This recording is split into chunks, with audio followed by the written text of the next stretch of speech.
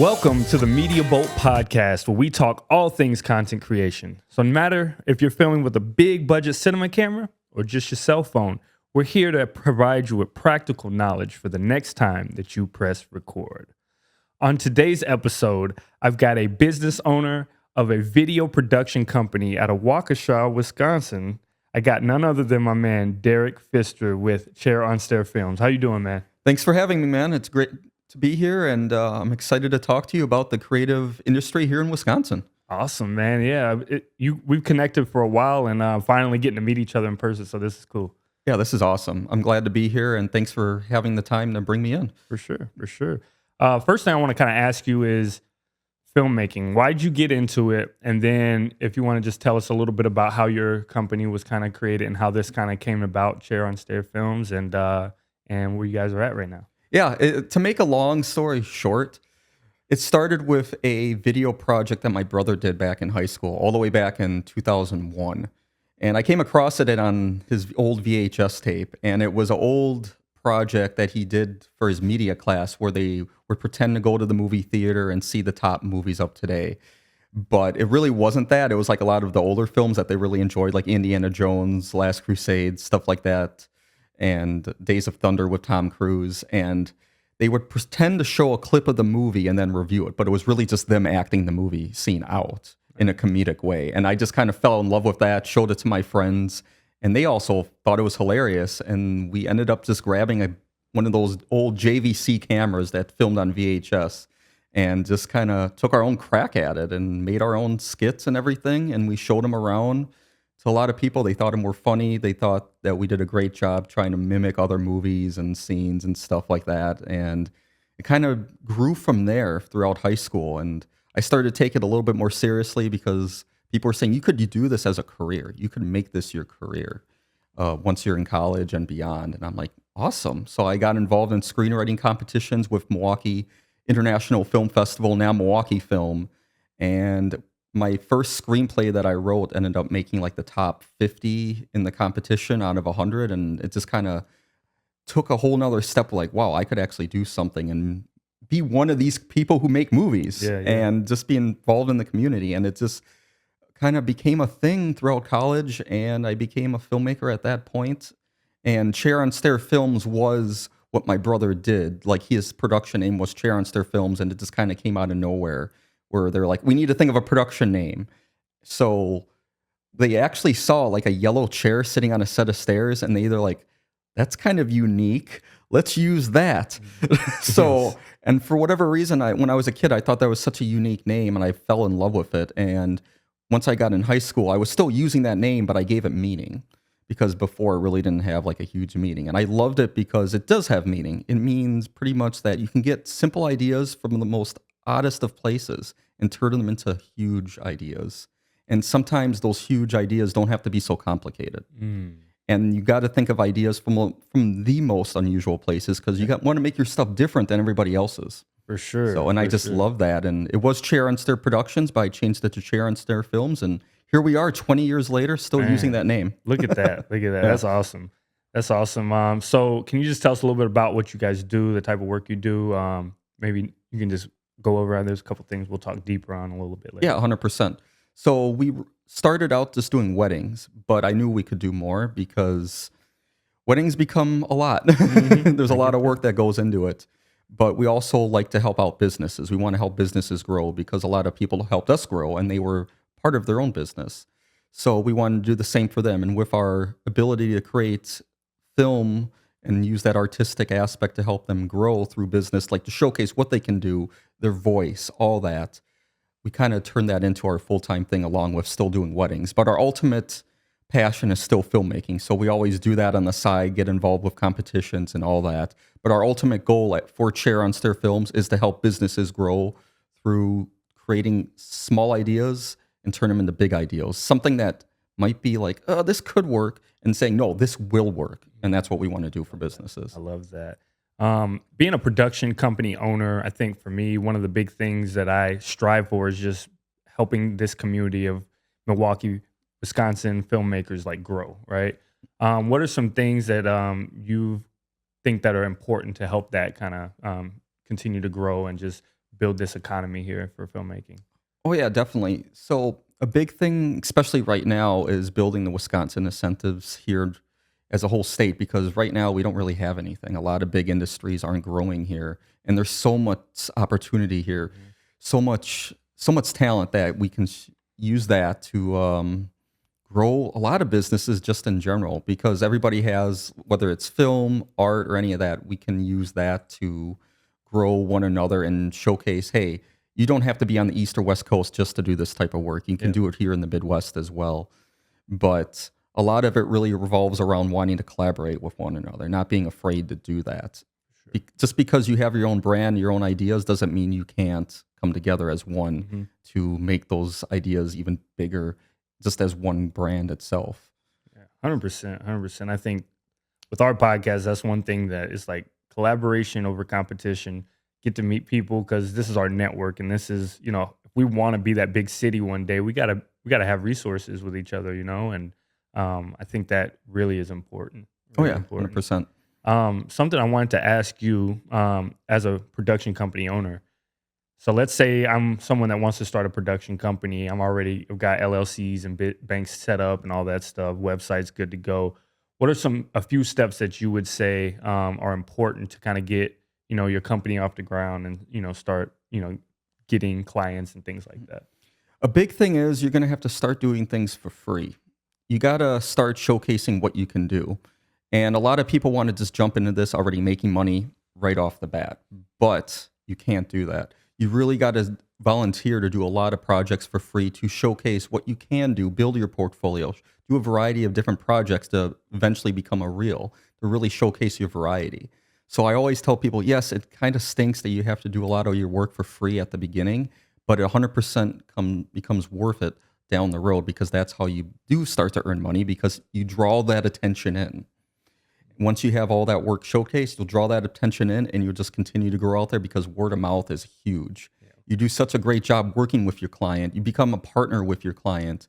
And once that happens, they'll love working with you so much, they'll mention you to somebody else, and it'll just grow from that point. And it really helped us a lot when doing that with our wedding clients, because they kept just spreading the word about what we've done, and they showed our wedding film to one another and just said, wow, let's talk to these guys, see what they're up to, and build a partnership. So that's something I 100% say is just, start out for free and then build up from there. That's awesome. Yeah, it's getting out there. Another thing, getting experience, and that's a great way that you can, jump in the scene, meet people, just get to work, and just showcase what your voice is going to be in a filmmaking space. Oh yeah, 100%. Yeah. Another question for you. Tell me about your series, The Next Frame, what that's about. I guess that's kind of up that umbrella of show the clients what kind of work you can do. Tell us about your series you guys have. Sure. A great way involving filmmaking is turning it into a docu-series to showcase talent here in the state. And it kind of came off the top of my head after I was involved in another podcast where he was asking me what I was doing for a living, how I got started. And I'm like, this is actually a really great idea to kind of showcase more people instead of just talking over just an audio file. Let's showcase what people can do. And, sometimes you get ideas in the craziest of spots. So I was taking a shower and literally it came to me in that point. I'm just like, I was just involved in this podcast. We had a great conversation about my career, but what about other people? I've worked with so many people over the years that have helped me grow. I want to help them grow too. And we decided to do this idea. My team, my main guy, Brendan Adams, he's been with me since the beginning. And he and I are we sat down and discussed, why don't we interview a bunch of people and not just interview them, turn them into almost a movie style docu-series just about them that they can use to help themselves grow and, represent what they can do and help build in those new connections. If they're able to see what they're able to do, they'll contact you. If he was like, wow, that was some phenomenal work. They're within this area. Let's get into contact. Let's collaborate. Let's grow together. So that was kind of our whole idea behind The Next Frame. And we didn't really know if it was going to become big at first. We did a few episodes with a few talents that we knew already pretty well. And we showcased them, and a lot of other talents that saw that we worked with watched it and they loved it. It's like, what? you need to make this big. This is something that the state isn't doing yet. We're not seeing this around at all in this state. We know there's creatives around, but we don't know much about them. So this series, The Next Frame, which we started in 2021, I believe. Yeah, towards the middle of 2021. It just went into something we never expected. And here we are over 3 years later, still doing it. We just did 4 episodes and we're in the middle of working on them. And it's just an honor to be able to showcase this talent. And we're not making any money off of this. This is like, we want to travel around. We want to meet these creatives, get their names out there. We want them to work with people we worked with in the past. Yeah. That's how you grow. So that's the main idea around The Next Frame. And we're still working on the journey and we don't know where it's going to lead, but it's been fun and we're here for it. You're doing great work, man. Appreciate it. Great work. I think it just shows where the heartbeat of your company is and where you guys' moral compass lies. You know, it's showcasing others and giving back to other people that are, you know, really may not be getting those eyes that they deserve. And I think that's really cool, man. Yeah, appreciate it.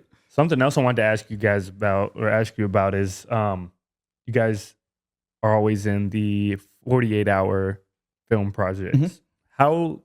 What do you like about that? What kind of rush comes from that process, and why do you decide to put yourself through that stress? Ooh, we literally just a few days ago got off of doing one, but we've been doing this since 2011. And people ask me, "How can you stay up all night and make a movie?" And I'm like, well, because you start with something and you end with something in 2 days. It's just that adrenaline rush. Like, okay, this forces you to get a film done in such a short amount of time. Yes, it's a short amount of time, but you have something when it ends. A lot of people can't say that. It's easy enough to start a project, but it's hard to finish it because you don't really have a deadline. It's like almost a passion project. Like, yes, I put my money into this film, but it's also even bigger step to get it done in the process, especially if you're trying to hire a crew to do everything for you, especially hire post-production editors and all that to get it complete. But this competition forces you to get it done in 24 hours would be nice, but yes, 48 hours. Yeah. So when you're building a team for that, because you don't really have much time to kind of go through the pre-production process and all that, because my understanding, they give you a prompt and you basically have to go, right? Have you learned ways to kind of assemble your team quickly and get those actionable steps happening? Yeah, it's kind of became easier for us over the years just because a lot of the team has been with us for a long time. We've gotten a few new people over time, but it always becomes like, oh, if somebody's not available to do it, I want to find somebody new to help out because, it's part of the filmmaking process. Everybody has their part and everybody has their creative aspect to make a project possible. And for us, it's always been kind of like, oh, we need to find a new makeup artist or something like that. And because of how many creatives are within the state of Wisconsin, it's actually pretty easy to find a lot of this talent. And it's all about reaching out. You literally got to reach out to somebody. And there's so many groups like on Facebook, for example, the Wisconsin Filmmakers Group, that if you just post something on there, like saying you're looking for a makeup artist, a composer, an editor, to say that you're looking for, explain what you're doing, they'll reach out immediately because everybody around here is looking for work. Everybody's looking to showcase themselves. So it's all about reaching out to different creatives on social media because that's become huge now. When we were kids, this wasn't around, but now we have so many tools at our hand that we can work with to make connections so much easier. That's just the big thing. Just reach out. If you're looking for work, you're looking for help, reach out online. People will come right to you, and that's how you build connections. For sure, 100%. What else within that? Is there anything that you dislike or that makes you pull your hair out and get stressed out during that 48? Is it just other than the time? Because obviously that's always you're up against the line on that. Is there anything else that's always like a big challenge? Yeah, especially the end. There's that time crunch. You think you have enough time towards the end. You think you have your film finished by 1 p.m., but it's due at like 7:30. But things always come up. Mm-hmm. You're gonna watch that movie. You're gonna notice something. We actually just went through that a few days ago. Sadly, I made a mistake where I forgot to include the line of dialogue that was required. Why? Because I was shortening a scene down that was over 3 minutes long. The film can only be 7 minutes. Mm-hmm. You have 7 minutes to tell a story, but this scene was 3 minutes. And I was so focused on tearing that thing down, the line of dialogue just went right over my head. And because of that, I don't believe our film is going to be eligible for the awards, which is fine. I'm just happy we were able to complete a film. And those are the things you really got to like pay attention to. And it's something that we learned. I mean, it took me 13 years to make that mistake. Yeah. So here I am learning something new once again, knowing what to do next time. So it's always that stress level towards the end, making sure you have all those things that you need to have in the film be there to be part of the awards and be eligible for the main winner of the competition. For sure, for sure. I think this will be a good conversation with us. You know, we're both production company owners and have a process, and a lot of times, you know, solopreneurs or, you know, DPs or just audio people, they just kind of come in last minute, work on the production. But I'd like to ask you, tell us a little bit about your process, you know, pre to shooting to post, like how that kind of works for you and your team. Where does the idea get sparked? And then how do you guys kind of iterate on that and start building out something bigger and lead to actually finishing a project? Definitely. It really starts with like one of us just kind of reaching out to one another. Like either somebody, like a client reaches out for a business saying, hey, I need this promo made. I need this interview made. It's either myself or Brendan who hears about this. And then we just kind of meet together. It doesn't have to be somewhere big, just at a coffee shop. We'll just meet together because both of us have our own lives. So it's like we'll find a time to meet together at a coffee shop, discuss, hey, somebody reached out to me about this. How are we going to make this happen? I like this idea. Let's expand on that type of thing. And then we'll bring our ideas up to our client. We'll either do a phone call or we'll meet them with him and her in person and discuss it. And it just grows from that point. We'll decide on a date. But it really comes to that constant communication with one another. So and it's just about, communicating. Don't say, oh, my idea is better than yours, that type of thing. Try to work it out together. So we're in constant talk with our client to make it happen with one another.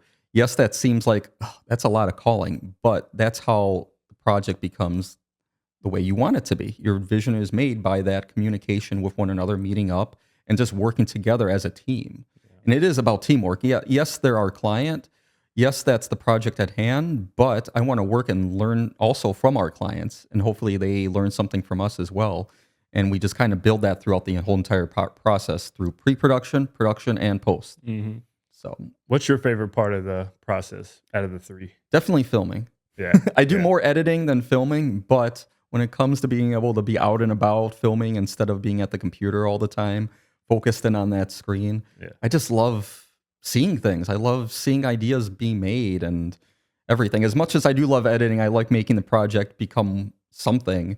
It's just fun to be out, to be able to like, pull out the camera and start filming, get the lights set up, everything. And I just find a joy in that because it's just about the experience. Yeah. That's like the game day experience, right? Yeah.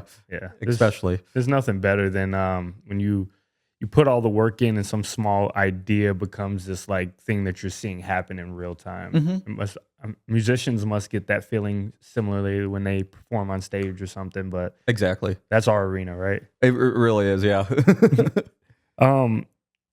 Yeah, so why is it important to build structure within your teams? I know, like, and I can tell with you guys, you have a good process, so no matter what is going on, you can fall back on that to get a project done, and I'm sure it helps tremendously in the 48-hour projects, but just in the everyday things, being able to like make a call or, if you need a resource, how easy that is and why is that important? And I know you've been in the game for a long time and know a lot of people, and just talk about why you need that. Yeah, I mean, it's always good to have options. I mean, yes, when it comes to somebody not being able to help you out because they're busy or they got something going on, it's always good to know those connections to be able to bring them in because, hey, maybe they have something more they could contribute than the previous person. Mm-hmm. And it's always about just having like a backup plan, just thinking ahead, saying, okay, these people could work perfect for helping me out create music for this project. I got them in mind. I got them in the back of my head to go back to. It's just about, yes, you want one main person possibly to help you out, but it's always good to have in the back of your head, these are a few people. And then that way you can keep the project going, it can flow properly, and it can still get done on time. And it's just like what I've been saying, just reaching out and talking to them and just meeting up a lot. It's about meeting up a lot, and which is great because it's fun. Yeah. I love it. Yeah, meeting new creatives is, I think, been one of the biggest joys of my filmmaking life. Thus far this last year, getting to like sit down with people like you that I'm meeting for the first time, or people that I've watched their work for a long time, and getting to sit in these chairs. And this is our version of a coffee shop. You know, There you maybe go. maybe we'll add coffee into some of the next episodes, but it's just it's so important to make those connections. Do you have any tips on, growing your community, growing your network that you can share? Yeah, it's to grow as a community, you really just got to get the word out. And luckily nowadays we do have the ability to do that Mhm. with the idea of social media, using it in the correct way, not in the wrong way. The correct way is literally just telling the good, mentioning people's names out, showing their information, how to contact them. It's all about that. And stuff like Instagram, Facebook, all that stuff is just so helpful, especially LinkedIn too. There's so many connections that I've gotten through LinkedIn opportunities by just posting on there, reaching out, showcasing what you can do. And it's just really about that and doing it in the right way, not in the wrong way where you're just bragging about something you did or what you can do. Yeah, It's yeah, about saying, I need help and I want to work with people. yeah. So, yeah. What challenges do you see coming along as a filmmaker, or really as a business owner of a production company, with just the advancements of technology and things that you just kind of see on the horizon coming? Yeah, we're in the stage, I feel, in the filmmaking world where we got to kind of continue to educate ourselves. If you went to film school or any type of school to learn media, it's one thing what you learned back then, but in today's society, everything's constantly changing. Everything's getting upgrades, all that. So it's always about like keeping up to date with, say, if you were using a certain brand of camera, like Sony, for example. That's what I use a lot. So I'm always keeping up with what they're doing, the new tech that's coming out. So because that's also a new way to learn. As a filmmaker, as a creative, you're never going to know everything. You're always going to continue learning. You're always going to be a student. And when somebody tells me like, "Oh, I've been in the business for so and so years. I've done this. I'm ready to go. I'm top notch. I can do everything." I'm like, no, you can't, because you're always going to be learning something new. You're always going to do a different part of a project on set, or have a different title on set. Like just recently, I did have a different title. I was a grip. I never was a grip before, and I always hired grips to do that part of the job. But when Brendan and I took that role on a film, it was awesome because I learned a lot from it. And that's a big thing, is always taking that opportunity to take that next step in your skill set, is taking a risk to learn something new. Man, that's awesome. Yeah, this filmmaking thing, I think why I've been so just in love with filmmaking and the passion is just like that feeling you're constantly learning. You're a lifelong learner. I think a lot of times people get stagnant in the things that they're doing because you kind of hit that ceiling of, okay, I've got as much knowledge and this industry is not changing much, but we are in like the fastest moving industry there is. So it's a lot of fun, and I take pride in like, learning those things, whether it's on YouTube late night or digging into blogs and things like that.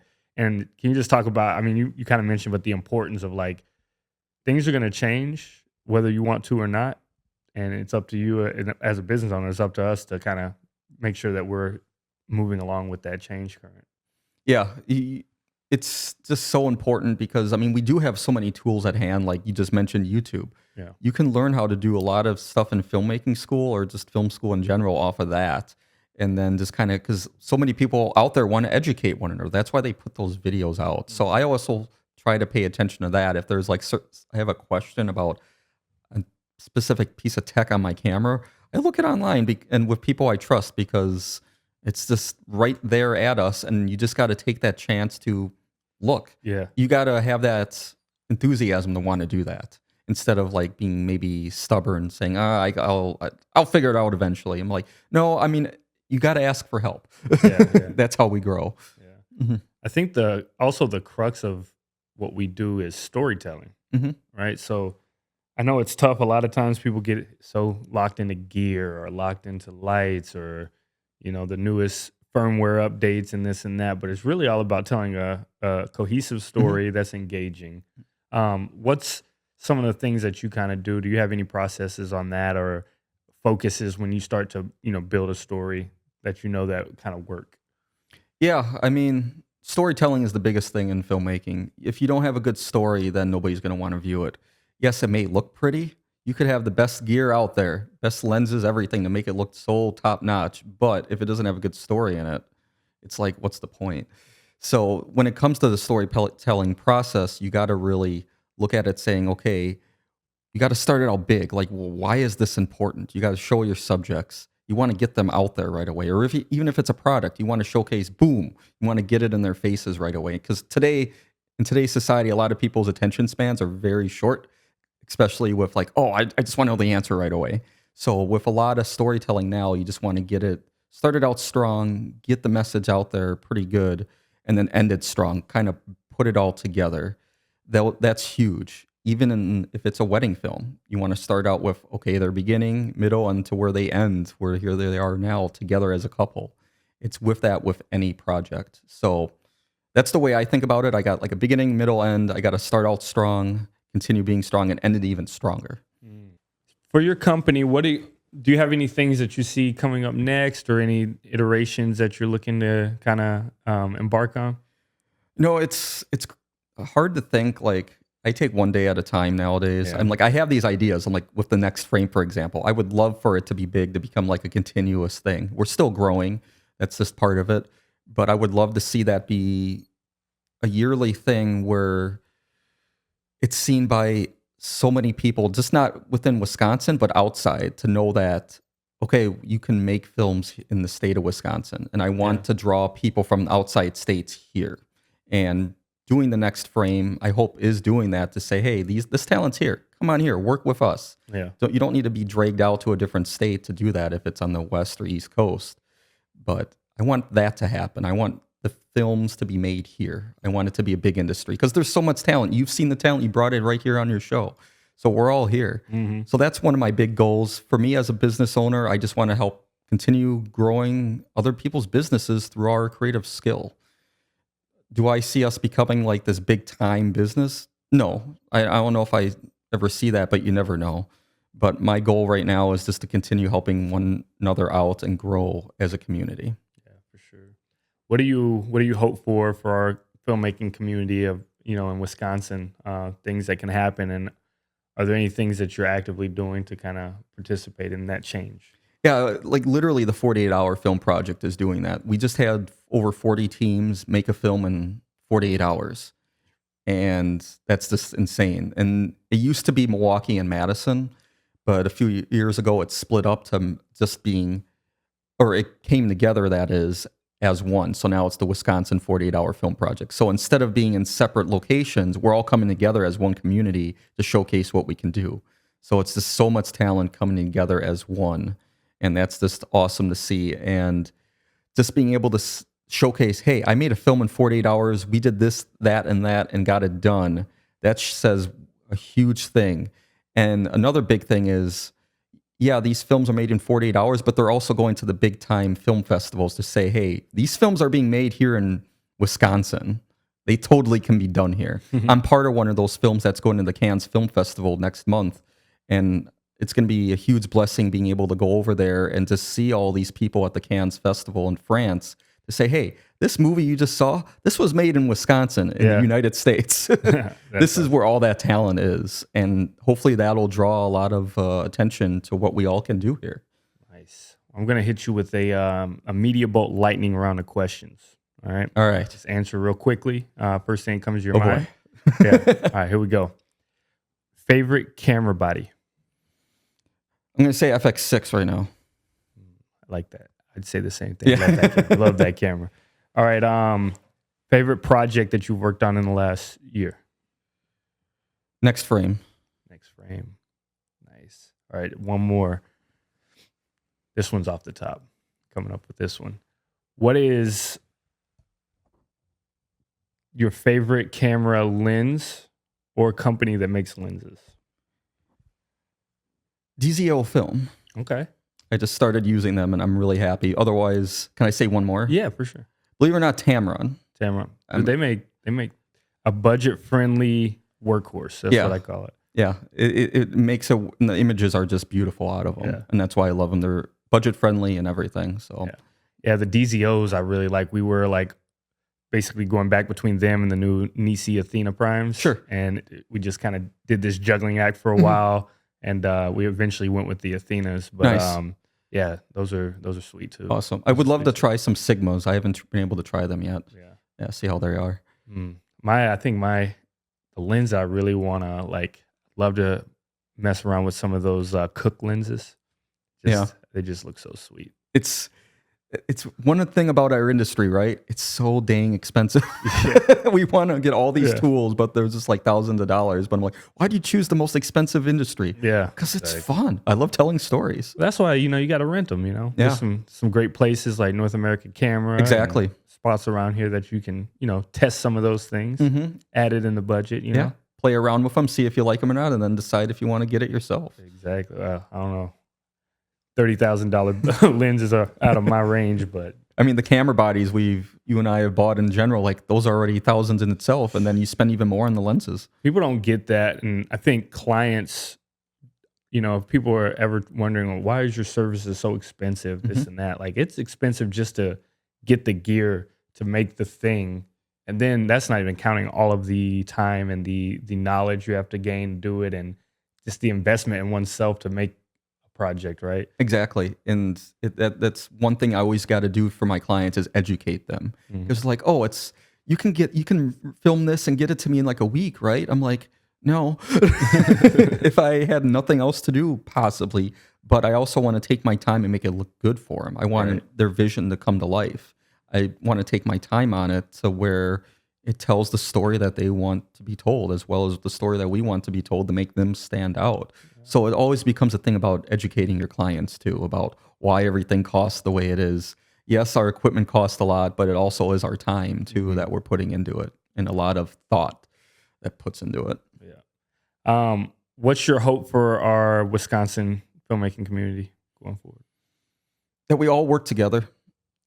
I think I mentioned this before about just being afraid to collaborate. I just want everybody to want to collaborate with one another. Everybody's got their visions to make possible. Yes, you don't want too many heads in there kind of going at one another because everybody's got a different idea, but I want at least everybody to be able to be willing to collaborate with one another, no matter what your style is or anything like that. Don't be afraid to collaborate. Reach out no matter what.